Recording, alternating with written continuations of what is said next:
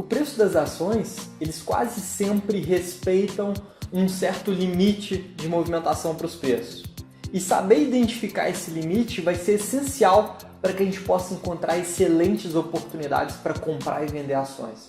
Bom, deixa eu fazer uma analogia antes para que vocês possam entender isso melhor. Qual que é a temperatura da sua cidade agora?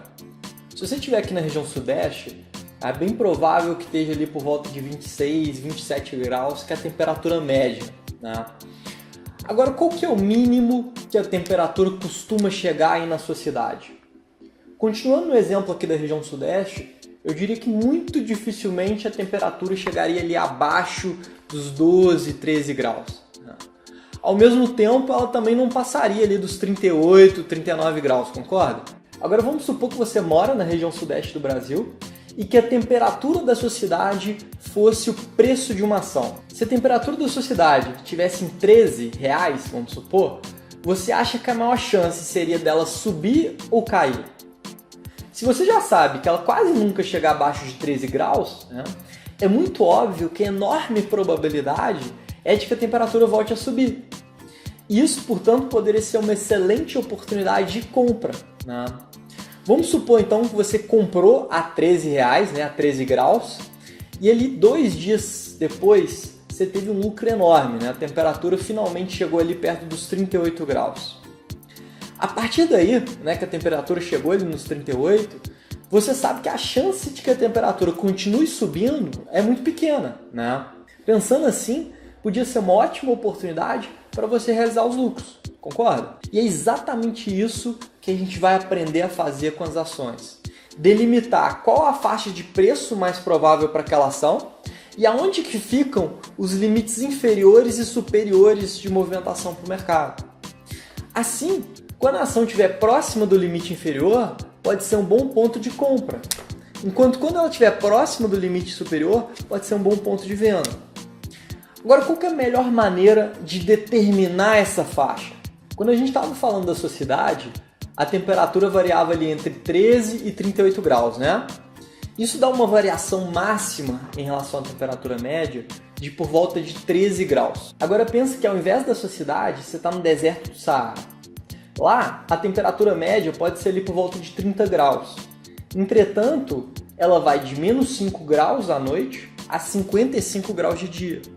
Então, aqueles 13 graus de variação em relação à média, que consegue determinar uma faixa segura de movimentação na sua cidade, não vai funcionar para o deserto do Saara, certo? Lá, você vai precisar de uma faixa muito maior para conseguir predizer até onde a temperatura pode chegar. Quem sabe ali uma variação de 30, 35 graus em relação à média. Por que isso? Porque a temperatura do deserto do Saara tem uma volatilidade muito maior. Pensando nisso, na hora que a gente for determinar os limites de movimentação para os preços da ação, a gente vai utilizar duas informações importantes. A média dos preços daquela ação, né? Lembra lá da média da temperatura na sua cidade, e a volatilidade da oscilação de preços que aquela empresa apresenta. Né? Lembra lá da volatilidade da temperatura no deserto do Saara. Para quem já estudou estatística, isso nada mais é do que o famoso desvio padrão, né, que você estuda. Acho que quem faz engenharia, quem já fez economia, com certeza já viu isso. Baseado nisso, a gente consegue construir o que a gente chama de bandas de Bollinger, que são essas duas linhas cinzas que você vê se movimentando ali em volta dos preços da ação. As linhas cinzas de baixo é como se fossem os 13 graus de mínima que a gente comentava ali para uma cidade do Sudeste. Já a linha de cima seria ali como se fossem os 38 graus de máxima. Assim como a temperatura da nossa cidade exemplo, 95% do tempo o preço das ações vai estar dentro dessas duas linhas. Agora você deve estar vendo que essas linhas se movimentam muito em volta dos preços da ação. Por que isso acontece?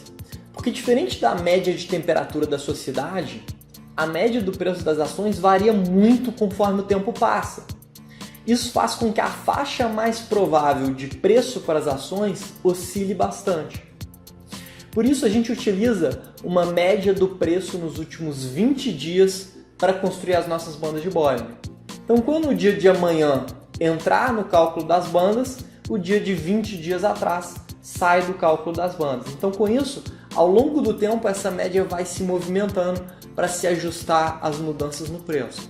Agora, outra coisa que você pode observar também é que além dela subir e descer muito, a distância das linhas em relação à média também muda muito, né? Tem hora que elas estão muito próximas da média, como se fosse uma cidade ali do sudeste, onde a variação em relação à média é de no máximo 13 graus, mas tem hora que ela mais parece o deserto do Saara, né? Que ela aumenta muito essa distância e que varia até como se fosse 35 graus em relação à média. Isso é muito fácil de você perceber quando você vê que existem momentos em que as bandas estão muito estreitinhas, né? E momentos em que elas estão muito distantes. Por que isso acontece? Porque diferente da sua cidade e diferente do deserto do Saara, a volatilidade das ações ela não é fixa, ela muda ao longo do tempo. Então existem momentos em que a variabilidade das ações é muito alta e momentos em que a variabilidade do preço das ações é muito pequena. E as bandas de Bollinger vão se ajustar a isso, né? E com isso ela nos ajuda a sempre manter uma faixa confiável de preços, né? Então vamos agora ao que interessa, né? Vamos aprender a usar as bandas de Bollinger para encontrar boas oportunidades. Deem uma olhada no gráfico que está na tela de vocês. Observem como, na enorme maioria das vezes, os preços se encontram dentro da área delimitada pelas bandas de Bollinger. E observem outra coisa. Vejam que, quando os preços se aproximam da extremidade inferior das bandas, que é aquela linha que marca o limite inferior, os preços tendem a voltar a subir. Olha como que isso é um padrão, né? Isso repete várias e várias vezes. Os preços se aproximam da linha inferior e voltam a subir. Assim como se fosse um gráfico da temperatura da sua cidade com uma linha inferior ali em 13 graus. Quase sempre que a temperatura chega ali, volta a subir. Eu sei que tem muita gente do sul que investe na bolsa e deve estar falando lá, não tia, na minha cidade não é bem assim, né? Então, esse exemplo aqui, vamos pensar numa cidade do sudeste. Da mesma maneira, veja que sempre que os preços se aproximam da extremidade superior das bandas, que é demarcado por uma linha superior, os preços tendem a voltar a cair. Agora, se eu combinar isso que vocês estão vendo com o IFR, que é aquela ferramenta que a gente usava para medir o fôlego do mercado, vocês vão ver que esse padrão fica ainda mais confiável. Eu coloquei agora então para a gente ver o IFR também dentro do gráfico. Vejam que quando os preços chegam próximos da extremidade inferior das bandas de Bollinger e além disso o IFR está abaixo de 3, a chance de que os preços voltem a subir é altíssima. Então quando isso acontece, a gente pode vir a ter oportunidades maravilhosas de compra daquela ação. Da mesma maneira, quando o IFR chega acima de 97 e os preços se aproximam da extremidade superior das bandas de Bollinger, os preços quase sempre voltam a cair. Portanto, quando isso acontece, a gente tem oportunidades excepcionais de vender aquela ação. Agora vamos fazer o seguinte, vamos juntar isso daqui que a gente aprendeu agora com o que a gente já tinha visto para que a gente possa ver como que a gente está evoluindo. Imagine então que os preços da ação estão se aproximando de uma zona de suporte, né, que é onde tem muita gente disposta a comprar a ação. Faz isso já em elevado nível de sobrevenda, o que mostra que a força vendedora está sem fôlego. E além disso, com os preços próximos da extremidade inferior das bandas de Bollinger, que demonstra que existe uma enorme chance de que os preços voltem a se valorizar. E por último, pense que eu ainda tenho a formação de um candle de reversão para alta, que vai me mostrar que o jogo já está virando a favor dos compradores. Veja que quando eu começo a combinar esses vários indicadores que a gente aprendeu, eu começo a conseguir enxergar cenários de altíssima probabilidade de que os preços venham a subir. Principalmente quando eu vejo a convergência entre esses vários indicadores apontando na mesma direção. Agora deixa eu mostrar para vocês um exemplo real disso acontecendo na prática. Dê uma olhadinha então nesse exemplo que eu separei aqui de Vale do Rio Doce. Observem que os preços da ação vêm testar um suporte importante em 31,50, que é demarcado ali por um fundo anterior que a gente tinha tido nesse mesmo patamar.